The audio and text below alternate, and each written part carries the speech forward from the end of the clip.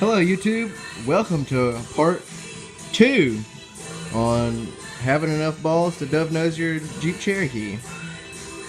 Today I've got one side done, so I figured now would be a good time. I haven't welded anything back together yet. Figured now would be a good time to show you the cuts. Alright, hold on man, I'm using my phone. Alright, so basically there's a lot of cutting. I wasn't expecting it to be this much cutting.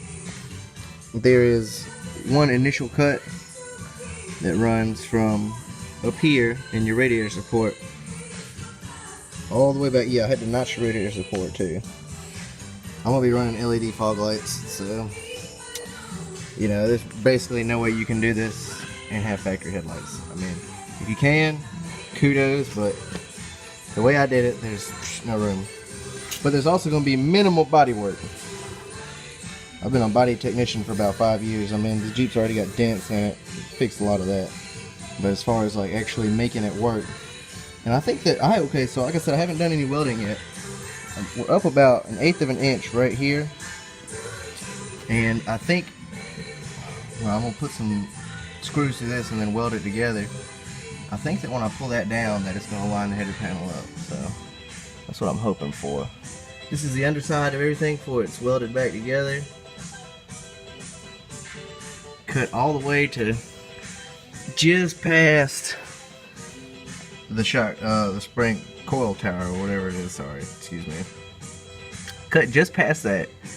All right, now what I had to do, if you look here, I had to cut a cut from right here.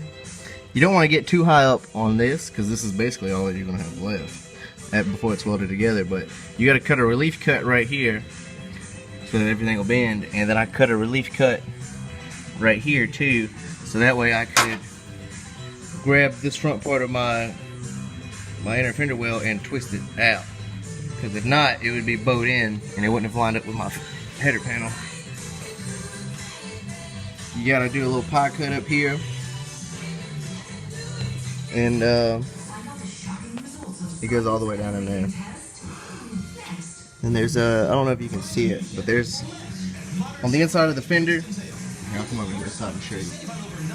On the inside of the fender, you're gonna do a cut just enough past this roll right here.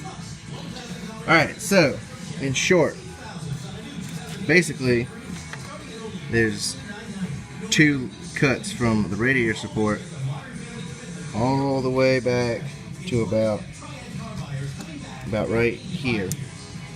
Now I cut one line at an angle, kind of like just barely an angle, and then cut another line like a pie cut, but a really long skinny pie cut. Because if you cut it too wide, then you're gonna have like big holes in your inner fender well, and you could weld plate over it, but it's gonna be a lot more work instead of just welding two pieces together. You also have to cut and notch about 2 to 3 inches of this out too. That way the fender has room to move over. And that's about where I'm at right now on dove nosing it. You can look right here. This is the uncut side, and obviously the cut side. It's pretty sweet. I mean, I was honestly not expecting it to be as much work as it has been, but it's been going really smoothly.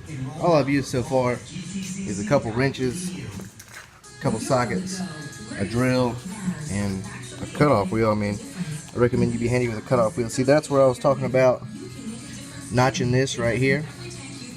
That 2 to 3 inches you're going to take out, it's going to come about right here, and that'll give you room to come over. I cut a little bit. I got a little,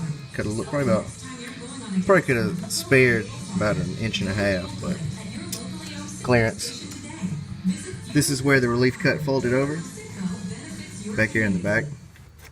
And I cut a little too far back on the first cut. You don't have to cut that far back. You don't have to weld that back together. But I would definitely cut at least to this second bolt hole. If you look, we'll go over to this